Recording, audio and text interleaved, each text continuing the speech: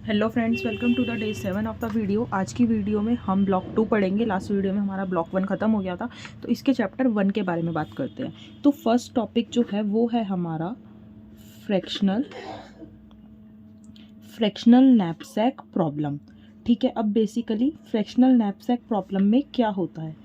Fractional knapsack जो आपकी problem है, ये सबसे पहली बात तो 2 टाइप्स की है। ठीक है, एक हमारी होती है फ्रैक्शनल नैपसैक और एक हमारी होती है 0-1। ठीक है, ये दोनों जो है एग्ज़ाम में बहुत पूछी जाती हैं और फ्रैक्शनल नैपसैक का ही मैं आपको एक क्वेश्चन बता रही हूँ। 2 क्वेश्चन इसके एग्जाम में आए हुए हैं, मोस्टली 5-5 मार्क्स के क्वेश्चन आते हैं। एक क्वेश्चन आया हुआ है, define fractional knapsack problem and give a greedy algorithm to solve the problem of efficiently. ठीक है, मैं बोल के बता रही हूँ, अगर कहीं नोट करना है तो नोट करके लिख लो, लेकिन मैं ये सब आपको कवर करवाऊंगी जो भी उस क्वेश्चन में पूछा गया है। सेकेंड क्वेश्चन आया हुआ है आपका, define a fractional knapsack problem as an optimization problem. Write a greedy method to find an optimal solution to the problem. Show the complexity of the problem. तो ये आपका 10 मार्क्स में आया हुआ है। ठीक है, एक आपका 5 मार्क्स में है, एक आपका 10 मार्क्स में है। ठीक है, तो अब हम बात करते हैं फ्रैक्शनल नैपसैक प्रॉब्लम की बेसिकली होती क्या है। मैंने आपको पहले भी बताया था, इसे हम बेसिकली एक ऑप्टिमाइजेशन प्रॉब्लम बोलते हैं। ठीक है, ये कौन सी प्रॉब्लम है? ऑप्टिमाइजेशन प्रॉब्लम, जिसमें हम क्या करते हैं, हम इसको सॉल्व करते हैं किसके थ्रू? ग्रीडी टेक्निक के थ्रू। ठीक है, इसीलिए जो आपसे क्वेश्चन में मोस्टली पूछा जाता है कि फ्रैक्शनल नैपसैक की प्रॉब्लम के डिफाइन बताओ और गिव अ ग्रीडी एल्गोरिदम। ठीक है, तो इसीलिए अब हमें ये देखो, यहाँ पे क्या है, ऑप्टिमाइजेशन प्रॉब्लम है which we want to solve it through greedy technique। ठीक है, तो आप उसे ग्रीडी टेक्निक के थ्रू सॉल्व करते हो।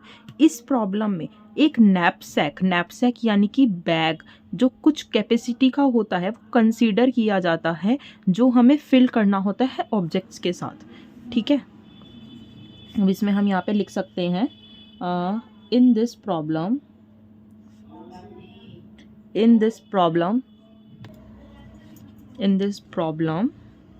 यहाँ पे नैपसैक यानी कि एक बैग और बैग ऑफ सम कैपेसिटी, मतलब कि कुछ कैपेसिटी जिसके अंदर कुछ भी सामान हो। ठीक है, कैपेसिटी हम यहाँ पे बेसिकली वो सामान, कपड़ों वाले बैग की बात नहीं कर रहे, हम एल्गोरिदम में उसे हम नैपसैक बोलते हैं। ठीक है, और कुछ कैपेसिटी मतलब कि कुछ एल्गोरिदम या फिर कुछ, ठीक है, which is to be filled with objects. ठीक है, तो ये बेसिकली हमारी एक नैपसैक प्रॉब्लम की बेसिक सी डिफाइन हुई कि एक ऑप्टिमाइजेशन प्रॉब्लम है जिसे हम ग्रीडी टेक्निक के थ्रू सॉल्व करते हैं। ठीक है, एक नैपसैक यानी कि एक बैग जो है कुछ कैपेसिटी का, जो हमारा ऑब्जेक्ट से फिल होता है। ठीक है, इस प्रॉब्लम में अब देखो क्या होता है। इन this problem given a list of n objects say O1 O2 then ON। ठीक है, and a knapsack यानी कि बैग। ठीक है, नैपसैक या फिर बैग। तो इसमें हमें क्या दे रखा होता है, एक लिस्ट देते हैं n ऑब्जेक्ट्स की, जिसमें ऑब्जेक्ट्स कौन कौन से होते हैं, O1 से लेके ON तक। ठीक है, और यहाँ पे और एक नैपसैक होता है आपके पास, एक बैग यानी कि। ठीक है, और उसके बाद हमारे पास एक तो ये होता है, एक हमारे पास होता है कैपेसिटी किसकी? नैपसैक की। ठीक है, जो होती है हमारे पास W। ठीक है, और हमारे पास हर ऑब्जेक्ट जो होता है उसका वेट और प्रॉफिट होता है। ठीक है, each object OI has a WI यानी कि वेट एंड अ प्रॉफिट यानी कि PI। ठीक है, किसका? अब बेसिकली ये होता है एक फ्रैक्शन का। ठीक है, अब आप कहोगे मैम ये फ्रैक्शन कहाँ से आया? फ्रैक्शन क्या होता है? XI, जिसमें हमारा XI, देखो XI हमारा किससे बिलोंग करता है? 0 से लेके जो भी नंबर होते हैं उस तक। ठीक है, वो होता है ऑब्जेक्ट से रिलेटेड। अभी मैं आपको क्वेश्चन कराऊंगी ना तो आपको सारा क्लियर हो जाएगा, मैंने बस वही सब मैं यहाँ पे लिख रही हूँ, ठीक है। वो हमारा ये सब हमारा नैपसैक में प्लेस होता है। उसके बाद हमारा प्रॉफिट अर्न होता है, then a profit of PIXI is earned, ठीक है। तो बेसिकली इसमें आपको एक एन ऑब्जेक्ट्स की लिस्ट होती है जिसमें कितने ऑब्जेक्ट्स होंगे आपको नहीं पता, आपको तरह क्वेश्चन में गिवन होगा, ठीक है। और एक नैपसैक की कैपेसिटी दी जाएगी, ठीक है। हर ऑब्जेक्ट में एक आपका वेट मिलेगा और आपको प्रॉफिट PI मिलेगा, ठीक है। उसमें आपको वो कैलकुलेट करना है, जो भी आपका प्रॉफिट आया वो आपको नैपसैक में रखा जाएगा। तो बस यही बेसिकली मैंने यहाँ पे आपको डिफाइंस में बताया, ठीक है। अब देखो बेसिकली ग्रीडी टेक्निक क्या है, ग्रीडी अप्रोच है इसकी solving knapsack problem, greedy approach to solving knapsack problem, ठीक है। इसी ग्रीडी अप्रोच जो है ना ये एग्जाम में आ रखी है 5 मार्क्स में, ध्यान रखना, इसको इम्पॉर्टेंट समझना, यही आपसे एग्जाम में पूछा जाएगा, ठीक है। तो इसमें बेसिकली हमारी जो, इसको हम ऐसे सबसे पहले लिखेंगे, ग्रीडी फ्रैक्शनल अप्रोच है ये हमारी, ठीक है, क्योंकि फ्रैक्शनल नैपसैक की है, ठीक है। यहाँ पे नैपसैक लिख लो। अब देखो यहाँ पे आपका P ऑफ 1 से लेके N, ठीक है, यानी कि प्रॉफिट, देन हमारा वेट 1 से लेके N तक हो सकता है, देन हमारा X 1 से लेके N तक हो सकता है, उसके बाद हमारा आता है W which is knapsack, okay. So ये अभी तक नॉर्मल मैंने बताया, ठीक है, ये सब हमारा था। अब उसके बाद यहाँ पे इनपुट होता है और आउटपुट होता है, उसके बाद मैं आपको एक्चुअल क्वेश्चन करके बताऊंगी, ठीक है। तो सबसे पहले मैं अगर इनपुट की बात करूँ, देखो इनपुट में हमारा क्या होगा, बेसिकली अगर आप ग्रीडी अप्रोच लिख रहे हो तो उसके इनपुट में क्या होगा, जो अभी हमने पीछे पढ़ा, आपको किसकी लिस्ट दी जाएगी, आप बेसिकली खुद सोचो, लिस्ट ऑफ वेट, मैंने अभी आपको पीछे बताया ना, list of weights and profits of किसके, एन ऑब्जेक्ट्स जो हैं, यानी कि ऑब्जेक्ट 1 से ऑब्जेक्ट 2 से ऑब्जेक्ट N तक, ठीक है। वो हमारे किस में स्टोर करे जाएंगे, नैपसैक में, ठीक है। नैपसैक हमारा W था 1 से लेके N, ठीक है। और हमारा प्रॉफिट क्या है 1 से लेके N रिस्पेक्टिवली, ये हमारे अभी तक इनपुट होंगे। अब एक इनपुट हमारा और होगा, मैक्सिमम कैपेसिटी किसकी, नैपसैक की, ठीक है,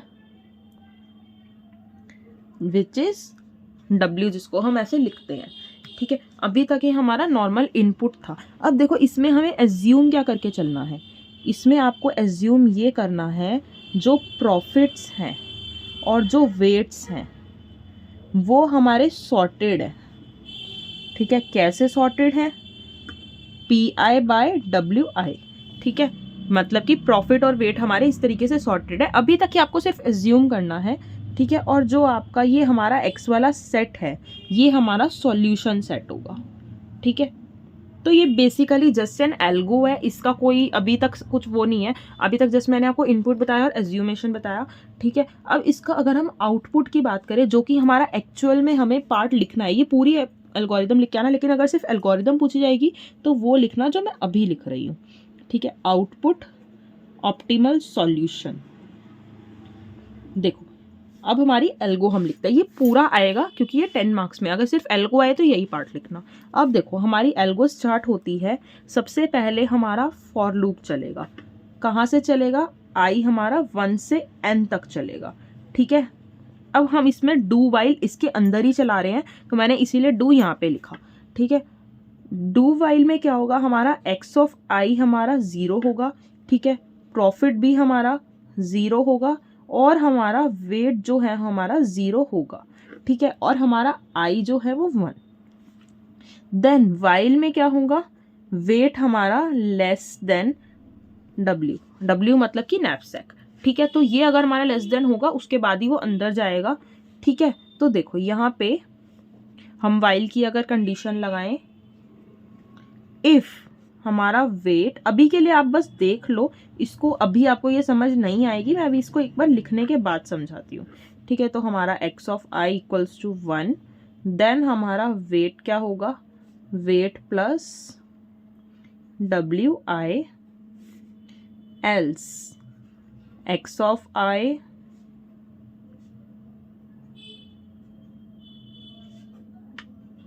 अभी के लिए मैं इसको लिख रही हूँ, आप सिर्फ देख लो। आई नो ये आप लोगों को अभी समझ नहीं आएगी, क्योंकि इसके पीछे का जो फंडा है वो आपको समझना है, ठीक है।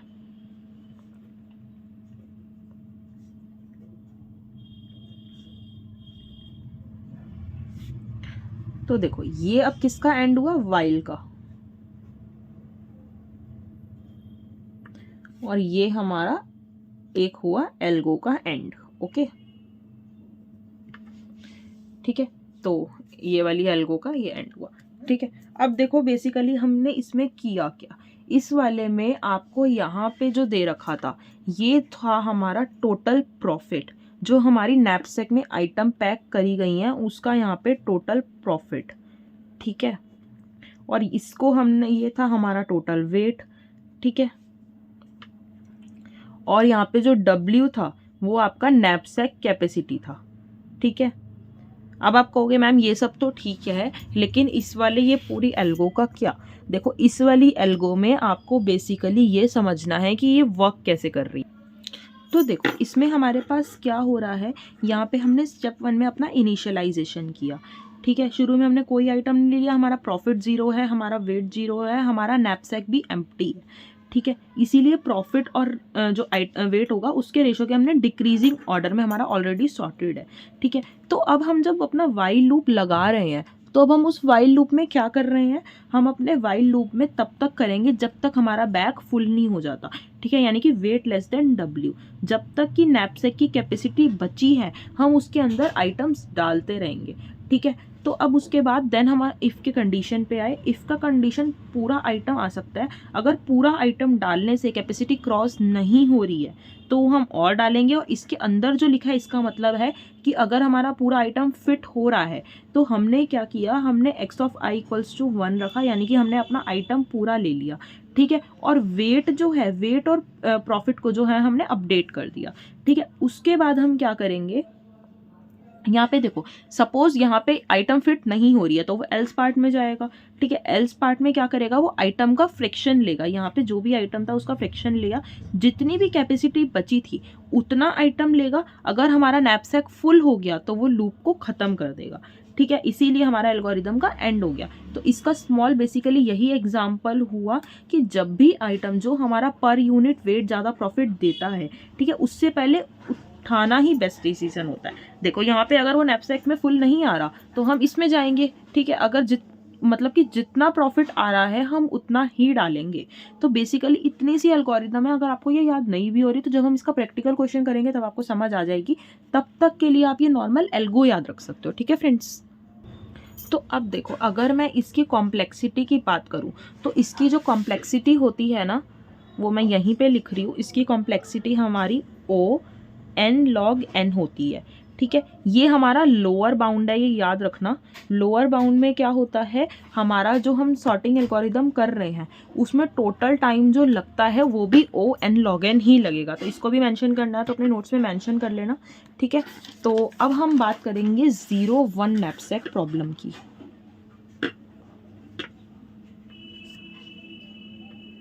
0-1 नैपसैक प्रॉब्लम, ठीक है फ्रेंड्स। तो इस प्रॉब्लम्स में क्या होता है, इसको हम ना कभी कभी ऑयल नैपसैक प्रॉब्लम भी बोलते हैं। तो अगर आपको ऑयल नैपसैक प्रॉब्लम आ जाए तो आपको कंफ्यूज नहीं होना है, यही वाली है, ठीक है। तो देखो इस वाली प्रॉब्लम में क्या होता है, ऑब्जेक्ट्स को कंसीडर नहीं किया जाता फ्रैक्शन में, सारा जो होल ऑब्जेक्ट है उसे नैपसैक में लिया जाता है। उस वाले में हम फ्रैक्शन ले रहे थे ना, अगर वो इस पार्ट में नहीं आ रहा था तो हमने इस पार्ट में उसका फ्रैक्शन कर दिया, ठीक है। तो अब हम इसमें हम फ्रैक्शन नहीं लेते, सारा का सारा ऑब्जेक्ट ही इंक्लूड होगा। तो अब देखो इसकी डिफाइन फिर क्या बन जाएगी, in this problem objects are not to be considered in fraction। Fraction में हम उसको नहीं लेंगे, ठीक है। The whole object is included in the knapsack, ठीक है। तो सारा का सारा होल ऑब्जेक्ट जो है वो नैपसैक में इंक्लूड होगा, इसीलिए हम उसको 0-1 नैपसैक प्रॉब्लम कहते हैं। ठीक है, that's why it is termed as 0-1 knapsack problem.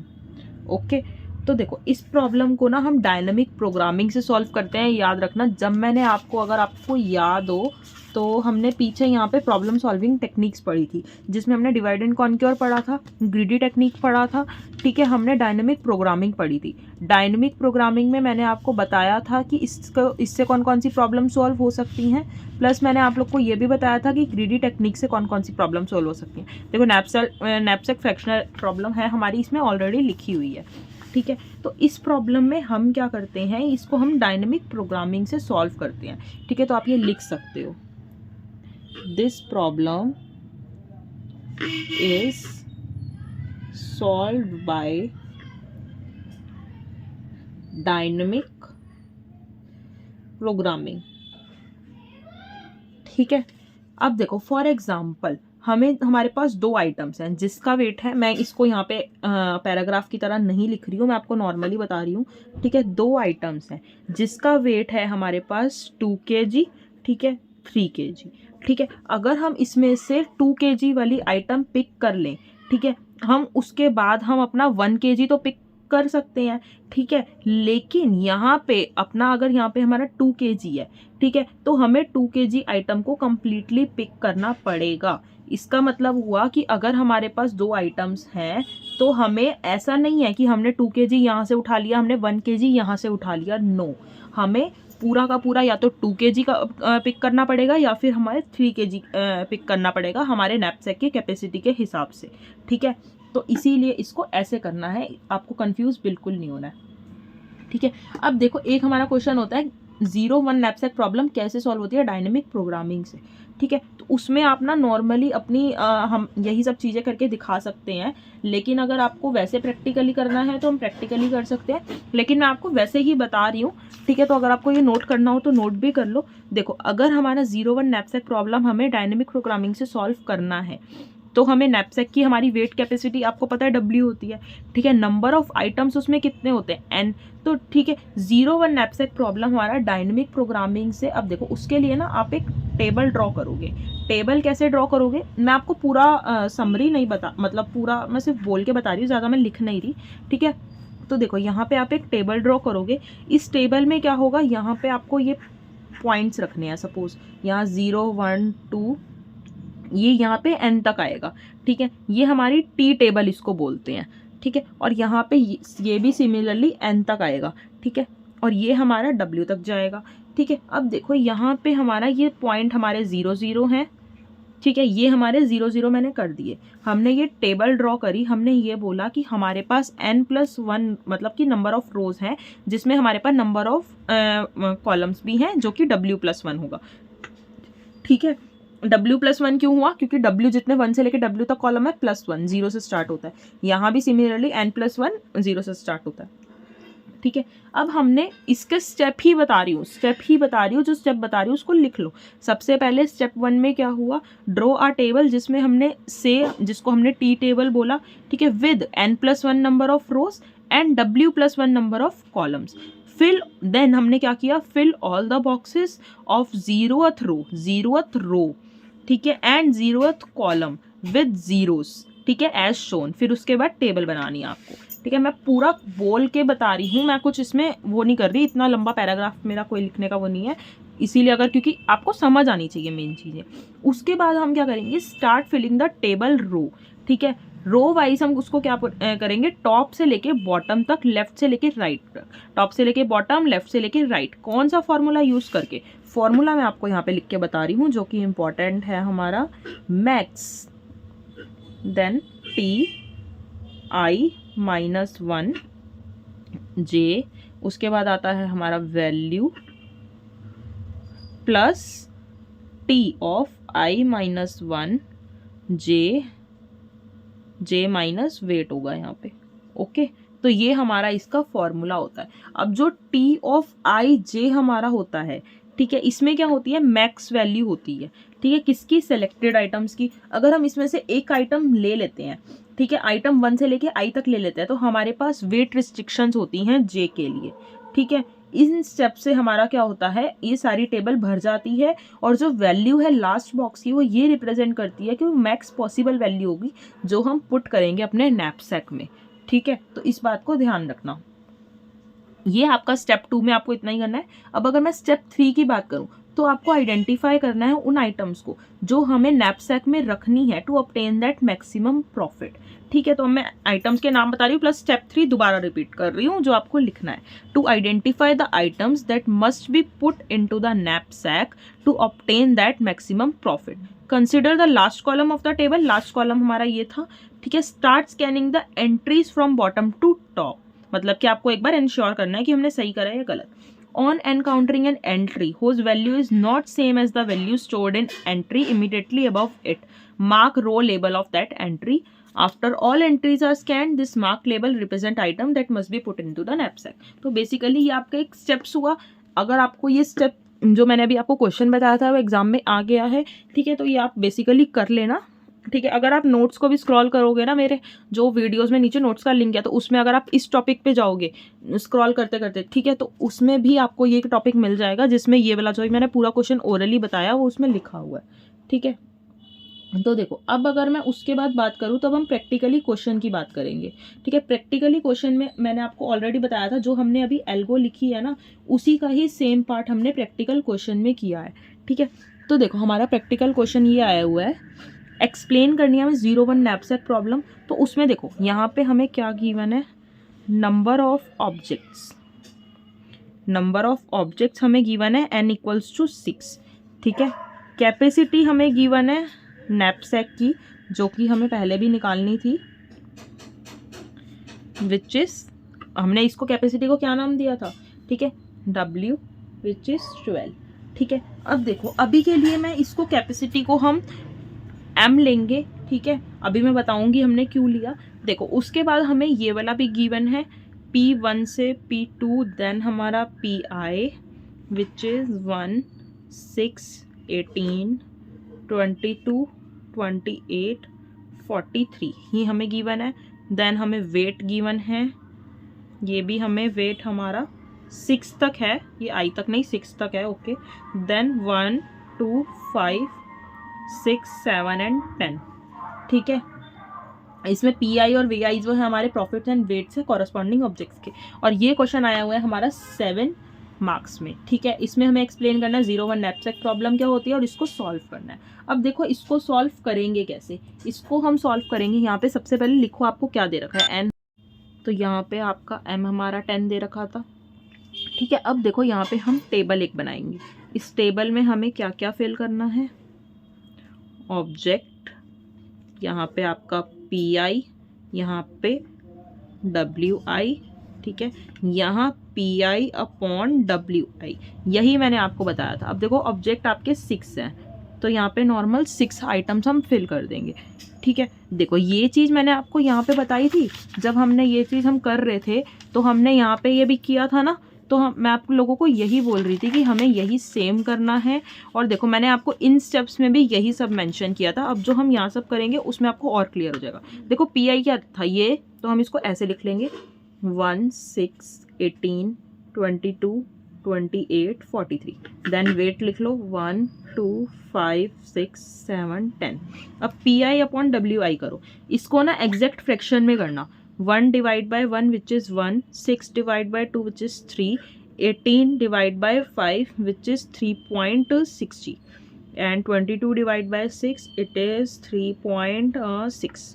Okay, then 28 divide by 7 तो हमारा 4 ही होता है। ठीक है, 43 डिवाइड बाय 10 हमारा 4.3 हो जाएगा। ठीक है, तो ये अब हमारा हुआ। ठीक है, अब हमें क्या करना है, मेथड ऑफ, मतलब कि मेथड 1 में हमें प्रॉफिट देखना है कैसे निकलेगा। तो देखो अब हम मेथड 1 में हमारा मैक्स प्रॉफिट निकालेंगे। देखो इसमें हम सबसे पहले आपको यही ऑब्जेक्ट्स लेने हैं। ठीक है, इन ऑब्जेक्ट्स में आपको क्या करना है, अपने प्रॉफिट के अकॉर्डिंग देख। अब देखो हमारे जो ऑब्जेक्ट्स थे उन ऑब्जेक्ट्स को हम डिक्रीजिंग ऑर्डर में करेंगे, यानी पहले 6 था, 6 से लेके हम पूरा देखेंगे 5, 4, 3, 2, 1। ठीक है, तो इसके अकॉर्डिंगली अगर मैं एक बार दोबारा टेबल बना लूँ, यहाँ पे हमारे ऑब्जेक्ट्स, देन PI W और जो हमने ये लिया था, ठीक है। अब देखो यहाँ पे ऑब्जेक्ट्स तो हमारे 6 5 4 3 2 1 थे, ठीक है। अब PI हमें यहाँ है ना, तो उल्टा लो, 43 28 22 43 28 22 देन 18 6 1। ये लेना ज़रूरी नहीं है, मैं नॉर्मली ले रही हूँ ताकि बार बार हमें पीछे ना देखना पड़े, तो हम एक ही बार ले लेते हैं, ठीक है। देन यहाँ पे 10 7 6 5 2 1, ठीक है। और ये हमारा था 4.34 3.66 3.60 3 और 1, ठीक है। तो ये अब तक हमारा था। अब उसके बाद आपको क्या करना है, आपको नैपसैक फिल करना है। तो देखो नैपसैक हम फिल कैसे करेंगे। नैपसैक फिल करने के लिए आपके पास टोटल वेट जो है वो हमें 0 था, ठीक है। टोटल हमारे पास स्टार्टिंग में प्रॉफिट भी 0 होता है, ठीक है। और हमारे पास जो कैपेसिटी है वो उन्होंने हमें क्वेश्चन में दे रखी है 10, ठीक है। तो अब देखो हमें लास्ट ऑब्जेक्ट से उठाना शुरू करना होता है, मतलब कि मैंने ऑलरेडी डिक्रीजिंग टेबल में लिख रखा है, तो हम उसको उठाएंगे, ठीक है। अब देखो आपको ये चेक करना है इसका वेट कितना है। इसका वेट ऑलरेडी 10 है और हमारी नैपसैक की कैपेसिटी भी 10 थी, ठीक है। तो अब मतलब कि ऑब्जेक्ट 6 जो हमने चूज किया उसका वेट हमारा क्या है 10 और हमारा उसका प्रॉफिट क्या है 43, ठीक है।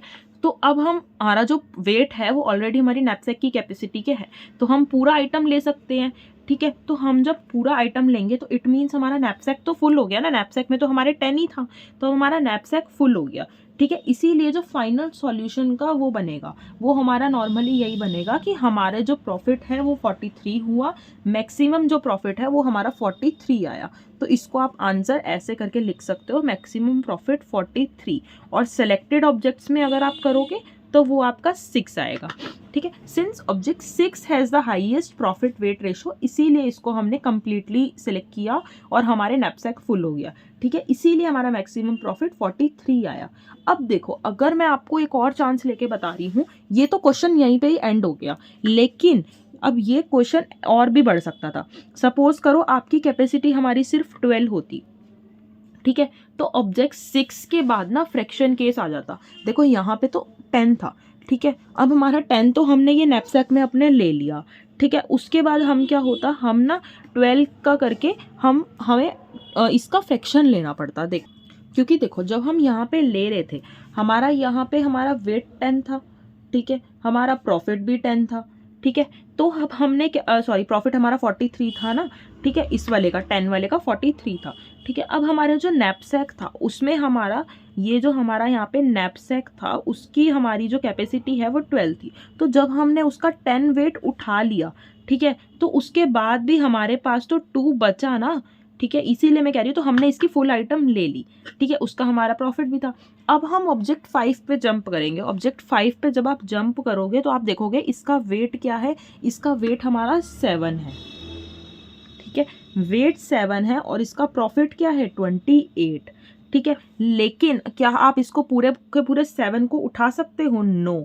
तो अब हम इसका फ्रैक्शनल पार्ट लेंगे, क्योंकि जब हमने 12 में से 10 माइनस करे थे तब हमारे पास 12 नैपसैक की कैपेसिटी थी, जिसमें हमने 10 ऑलरेडी ले लिया, तो अब हमारे पास सिर्फ 2 बची है, ठीक है। इसीलिए हम इसका फ्रैक्शन करेंगे। अब देखो इसका फ्रैक्शन होगा कैसे। इसका फ्रैक्शन होगा, हमारे पास 2 बची थी, ठीक है, तो हमारे पास 2/7 होगा, ठीक है। अब देखो यहाँ पे 2/7 है, तो अब हम प्रॉफिट भी ऐड करेंगे। प्रॉफिट हमारा किसका है 28, तो इसका प्रॉफिट 28 है, उसका फ्रैक्शन, ठीक है। 7 4 ज़ा 28, तो इट मीन्स ये क्या आया 8। इसीलिए जो हमारा टोटल वेट था वो तो हमने अब 12 ले लिया, ठीक है। और टोटल प्रॉफिट कितना हुआ, उसका तो हमने टोटल प्रॉफिट हमारा आया था 43, लेकिन इसका पूरा प्रॉफिट 28 थोड़ा ना आया था, हमने फ्रैक्शन करा, फ्रैक्शन करके क्या निकला 8, ठीक है। तो ये हुआ 51। अब हमारा नैपसैक हमारा यहीं पे ही स्टॉप हो जाएगा, ठीक है।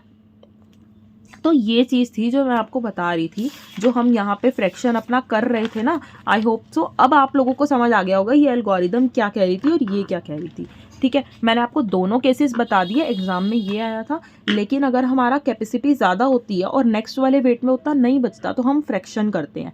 जितनी हमारी कैपेसिटी बचती है हम उसके साथ फ्रैक्शन करते हैं, जो प्रॉफिट होता है उसका। ठीक है, तो इसीलिए हम ऐसे टोटल प्रॉफिट निकालते हैं कि उसका और इसका मिला के कितना आया 51। इस केस में तो पूरा हमारा 43 आया। ठीक है फ्रेंड्स, तो ये था हमारी 01 नैपसैक प्रॉब्लम। अब अगर मैं बात करूँ तो अब हम पढ़ेंगे हमारी टास्क शेड्यूलिंग एल्गोरिदम, जो कि आज का लास्ट टॉपिक है, टास्क शेड्यूलिंग एल्गोरिदम। देखो ये ना एग्जाम में ऑलरेडी आई हुई है ऑप्टिमाइजेशन प्रॉब्लम के तौर पे। ठीक है, इसमें उन्होंने ये बोल रखा है कि अप्लाई करो डेडलाइंस के साथ, और ये 10 मार्क्स में आई हुई है। ठीक है, तो मैं आपको इसका जितना सॉल्व करवा सकती हूँ उतना मैं करवाती हूँ। ठीक है, फिलहाल के लिए इसमें हम पढ़ेंगे शेड्यूलिंग एल्गोरिदम होती क्या है। तो देखो शेड्यूलिंग एल्गोरिदम में क्या होता है, ऑप्टिमाइजेशन प्रॉब्लम के तौर पे ही है, जिसे हम सॉल्व करते हैं सेट ऑफ टास्क की तरह। ठीक है, तो हमारे पास जो भी गिवन टास्क होते हैं उसमें से हम उनकी डेडलाइंस के अकॉर्डिंग उसे सॉल्व करते हैं। ठीक है, मतलब कि जो भी पहले टास्क है, जो भी उसकी पहले डेडलाइन है, हम उसको सॉल्व करेंगे। ठीक है, तो उसका प्रॉफिट जो है उसका मैक्सिमम आना चाहिए। इसी तरह से जो हमारी मैक्सिमाइजेशन ऑप्टिमाइजेशन प्रॉब्लम होती है ये सॉल्व होती है डेडलाइंस के साथ। ठीक है, इसकी जो हमारी वो है डिफाइन, वो थोड़ी सी लंबी है, मैं वीडियो को पॉज करके लिख देती हूँ ताकि आप फटाफट से देख सको। ठीक है, तो देखो फ्रेंड्स, यहाँ पे ये मैंने आपकी पूरी डिफाइन लिख दी है। ये थोड़ा एग्जाम में इंपॉर्टेंट तरीके से आ जाता है, मोस्टली 5 to 10 मार्क्स में सिर्फ डिफाइन पूछी जा सकती है, इसीलिए ये मैंने यहाँ पे पूरी लिखी है। जो मैंने अभी आपको समझाया था ये सेम है। ठीक है, अगर मैं इसके एग्जाम्पल की बात करूँ ना, तो देखो इसका एग्जाम्पल हमें ये दे रखा है, टास्क, यहाँ प्रॉफिट, यहाँ डेडलाइन।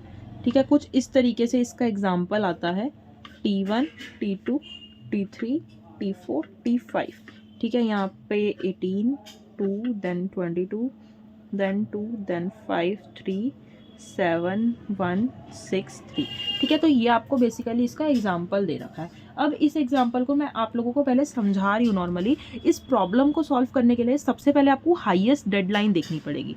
ठीक है, हाईएस्ट डेडलाइन देखनी पड़ेगी जिसमें नंबर ऑफ स्लॉट्स काफ़ी सारे हों। ठीक है, तो हम ताकि टास्क को शेड्यूल कर सके। तो देखो इसकी हाईएस्ट डेडलाइन क्या है, इसकी हाईएस्ट डेडलाइन हमारी 3 है, डेडलाइन ये है। ठीक है, इसमें हमारी हाईएस्ट डेडलाइन 3 है, इसीलिए इसमें अब यहाँ पे 3 स्लॉट्स भी हैं। तो देखो यहाँ पे अगर मैं यहाँ पे लिखूँ हाईएस्ट डेडलाइन 3 है। ठीक है, सो हमारे स्लॉट्स भी कितने होंगे, 3। There will be 3 slots. ठीक है, तो 3 स्लॉट्स होंगे। 3 स्लॉट्स मतलब कि 0, 1, 2, 3। ठीक है, ये हमारे स्लॉट्स होंगे शेड्यूल आर टास्क। तो हम इसको क्या लिख सकते हैं, list of slots to schedule are task. ठीक है, उसके बाद हमें क्या करना है ग्रीडी अप्रोच को हमें अप्लाई करना है। वो किस लिए अप्लाई होगी, is to select the set of 3 task and schedule them. ठीक है, मतलब कि हमें इन टास्क को सेलेक्ट करने के लिए और शेड्यूल करने के लिए, जिससे हमारा जो टोटल प्रॉफिट है वो हमारा मैक्सिमम आए। इसके लिए हमारा जो सिलेक्शन क्राइटेरिया होगा वो हमारा टास्क T2, ठीक है, वो हमारा सेलेक्ट होगा और प्लेस करेंगे हम उसे स्लॉट में जो हमारे डेडलाइन के हमारा स्लॉट होगा। ठीक है, 1 से लेके 2 में। ठीक है, इसीलिए हमारा नेक्स्ट टास्क जो होगा वो हमारा T1 सेलेक्ट होगा। ठीक है, सेट ऑफ टास्क में। तो हमें बस इसमें क्या करना होता है, डेडलाइन के अकॉर्डिंग हमें सेलेक्ट करना होता है। लेकिन अगर आप for example deadline task T1 की हमारी 2 है, ठीक है, पर हमारे पास ऑलरेडी T2 का जो टास्क है वो हमारा पास शेड्यूल है। ठीक है, सपोज सो हम क्या करेंगे, एक एम्प्टी स्लॉट ढूंढेंगे।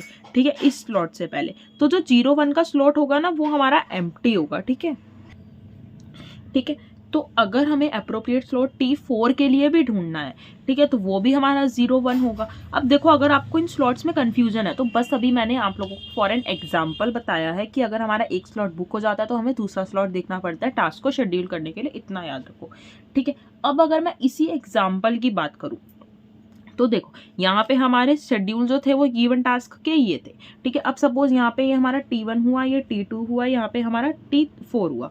ठीक है, देखो अब देखो यहाँ पे T1 और T2, क्योंकि हमारे यहाँ पे डेडलाइन हमारी 3 थी, डेडलाइन हमारी यहाँ पे 3 थी, ठीक है। तो हमने इन 3 उसको लिया टास्क को। तो अब जब हम इसको सीक्वेंस करेंगे वो हमारा सीक्वेंस भी यही रहेगा, T1, T2 और T4। तो जो हमारा टोटल प्रॉफिट आएगा वो क्या आएगा, 18, 22 और 7, ठीक है। हमारा ये जो है हमारा टोटल प्रॉफिट आया। और ये आया कैसे, क्योंकि हमने यहाँ पे टास्क शेड्यूल किए। अब जो हमने यहाँ पे टास्क शेड्यूल किए हैं वो हमारे यही 3 टास्क क्यों हुए, क्योंकि जो हमने डेडलाइन ली थी ना वो 3 थी, ठीक है। उसके अकॉर्डिंग हमने स्लॉट्स बनाए हैं। जो भी हमारा स्लॉट्स था एम्प्टी एंड ऑल, वो सब आपको बस थोड़ी सी थ्योरी लिखनी है, उसके अकॉर्डिंग आप अपने टास्क चूज़ कर सकते हो। ऐसा नहीं है आपको सिर्फ स्पेसिफिकली यही करना है। हमने अपने स्लॉट्स के अकॉर्डिंग लिया कि हमारा ये वाला स्लॉट इसमें फिट हो रहा है, तो हमने इसको इससे स्वैप किया, दैट्स इट, ठीक है। इसमें अगर आपको नहीं भी समझ आया तो आप नॉर्मली लिख देना, कोई वो नहीं है बिग डील, इसमें आप नॉर्मली यही चीज़ लिख सकते हो, ठीक है फ्रेंड्स। तो आज की वीडियो में इतना ही, मिलते हैं नेक्स्ट वीडियो में। और ये हमारा यहाँ पे चैप्टर 1 जो है वो हमारा ख़त्म होता है, ठीक है। हम बात करेंगे नेक्स्ट उसमें चैप्टर 2 की। सो तब तक के लिए bye bye, take care and very very all the best for your exam.